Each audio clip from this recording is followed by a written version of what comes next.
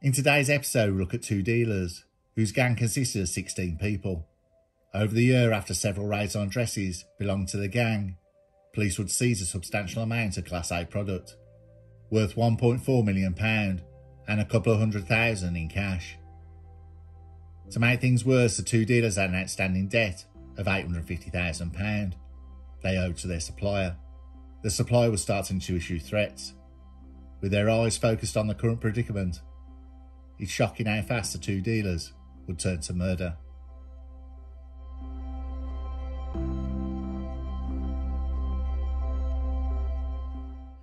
We go back to 2015. Leo Ellis and Jason Caswell are two mid-level drug dealers, leading a gang of 16 lower dealers who supply mainly coke and smack. The pair had established and grown their operations substantially over the past few years. They bought their drugs from a ruthless supplier run by two men. The supplier was mainly a money launderer, but they also dealt in supplier Class A drugs. Leo Ellis and Jason Caswell distributed the product through their set-up dealers. After they bought in bulk, they would divide the product. Ellis supplied Sussex, while Caswell supplied Kent. The two would not combine profits together. Whatever they earned was individually their own. It worked brilliantly.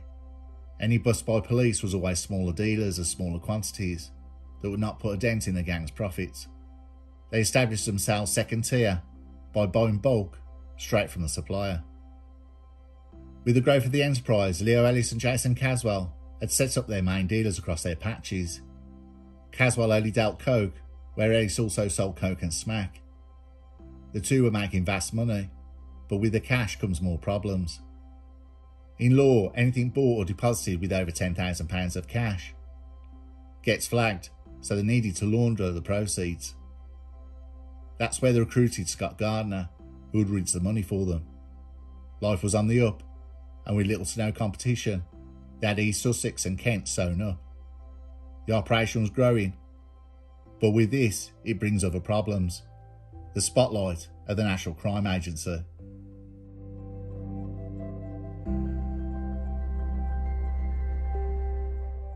Now, the National Crime Agency was set up in 2013. It came about by bringing together the Serious Organised Crime Agency that was established in 2006, the Home Office going all the way back to 1782, and the Serious Fraud Office that went back to 1987. They would all come together to create the NCA, the National Crime Agency. Now, this was nicknamed the United Kingdom's FBI. It was a running joke with criminals, but straight from the start they already had intelligence list of UK and foreign gangs that were major targets. They had a limitless budget, surveillance and the manpower to go after the big firms and dealers, people traffickers, cyber criminals and the money launderers. They would work with local police intelligence and had criminal forensic accountants who could follow the money. From the launch in 2013, they had taken down and dismantled some very established firms that had been operating for decades. They had connections with Interpol and the DEA. The UK's FBI was no longer a joke. With the evidence came the convictions, and with the close-up working with the courts, with sentences coming in at over 20 years, and the law means to seize proceeds of crime, where if your assets are seized, you'll be fighting it through the courts with great expense and having to prove what you bought was with legit taxed income. The high sentences and taking down the firms was the fantastic headlines for the police. The gangs seen as untouchable no longer were. It don't matter if they operated from outside the UK. If they got the evidence, criminals would be chased down to the ends of the earth. Now, the National Crime Agency had been targeting Class A dealers. The main focus was to bust the stash houses, whoever was holding the product for the gang, through surveillance and raids. This would kick the hornet's nest, and the NCA would pick up the texts, phone calls and meetings. Most of their dealers would be bent out of shape, as nearly a sizable amount, if not all their money, would be in the product that's just been seized.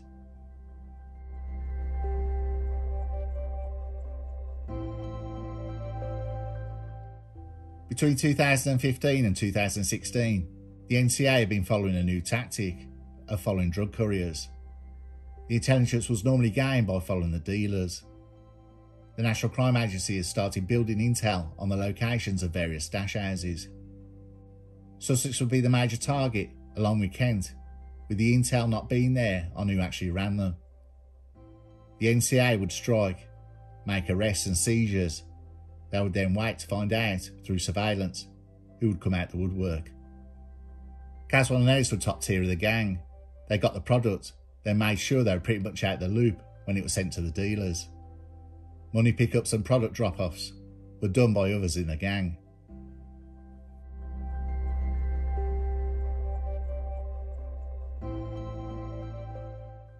In 2016, the NCA targeted several stash houses they knew were connected to the same dealers.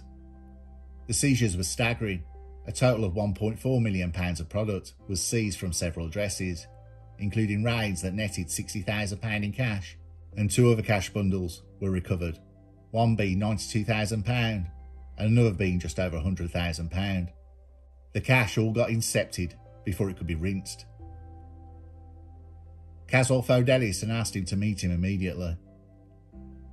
At a face-to-face meet, Caswell told Ellis about the raids. It was all their stash houses and cash. The worst to come out of it was Ellis. Though Caswell and Ellis were partners, they had dealt to their dealers separately. Caswell had lost just over £500,000, but Ellis took the biggest hit, with losing cash and nearly all the supply. To make things worse, both dealers owed £850,000 to their suppliers.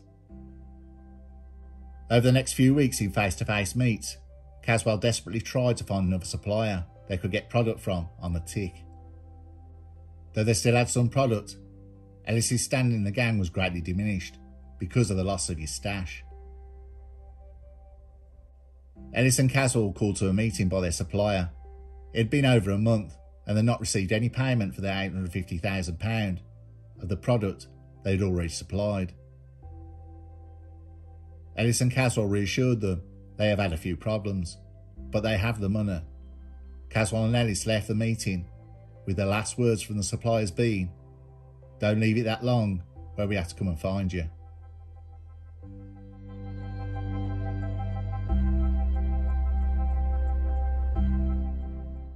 Those last words stuck with Ellis. Between the both of them, they could come up with the money from past earnings. But the threat really had wound up Ellis. Ellis said to Caswell we should do them both, after being talked to like a bunch of kids. Ellis refused to pay the $850,000. It may take some time, but what if we got another supplier? Otherwise we're chasing it instead of making it. They wouldn't have a problem with killing us.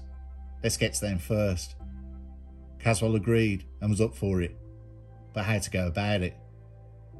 We're going to need some firepower. We're going to need to pop both of them at the same time. The pair over the week discussed who should do it, but it was agreed they'd need a hitman. Ellis and Caswell talked to Jamie Winchester Peter and said he had a Tech 9 from Eastern Europe with a load of ammo. The plan was in motion. After picking up the gun, he was left with associate Anthony Hearn. The next was to find a hitman who's not connected to them. Ellis and Caswell had a couple of strong names who would do it, and they'll meet the next day to go through the stages and start the ball rolling. The following morning, a series of raids by National Crime Agency. Caswell and Ellis were arrested and charged with conspiracy to murder.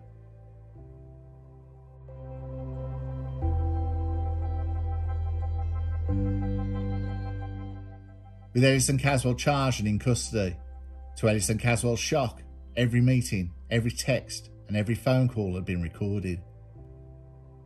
Sussex Police had worked with the National Crime Agency and examined texts, phone calls, emails and the GPS movements of the gang. In a phone call, Ellis and Caswell can be heard discussing how their dealers should dump their burner phones, not trying to destroy every bit of them like they're in the SAS. Another phone call is Ellis talking about a man who has 2 Tech 9s with silencers, or he could get us M16s. He said he can't remember and said they were from Siberia? Something like that. Caswell said, "You mean Serbia?" That's it. The raids of the stash houses had done exactly what they're supposed to do and kick the hornet's nest. From the seizures, they managed to establish names, tracked phones, meaningless texts were cracked into revealing other dealers and the two in charge. After setting up surveillance on the lower dealers, it was only a matter of time before Caswell and Ellis would show up, and they would appear to try damage control of the situation. Other members of Ellis and Caswell's gang would be arrested on the same day, including the recovery of more Class A product.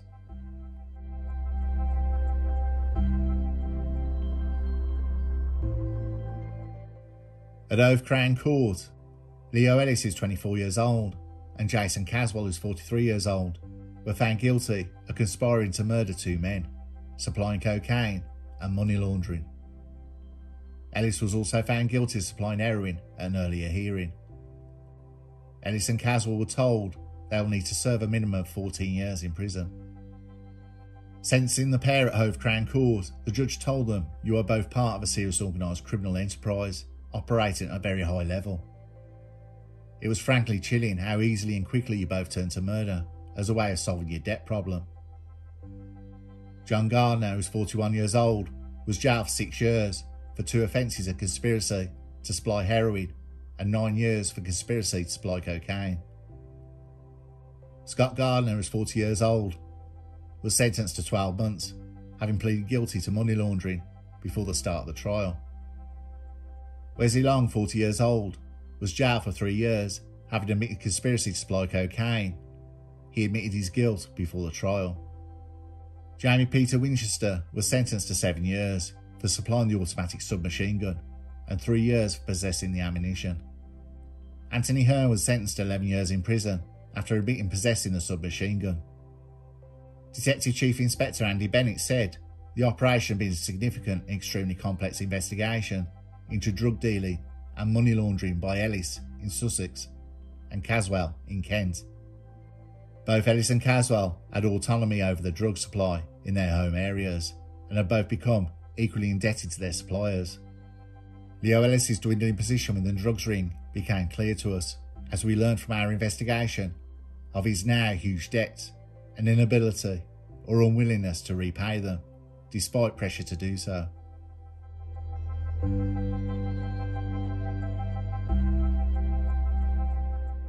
It's a case I found fascinating, a gang about to kill their supplier over a drug debt, but the National Crime Agency and police had got to them before they could arrange the assassination of the targets.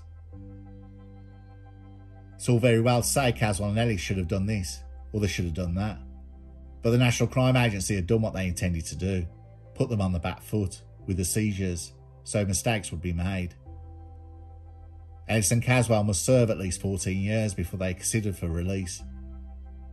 With the National Crime Agency and the large sentences being given, it don't matter how bulletproof your organisation is. If they get you to panic and put you under pressure, then chances are they have you.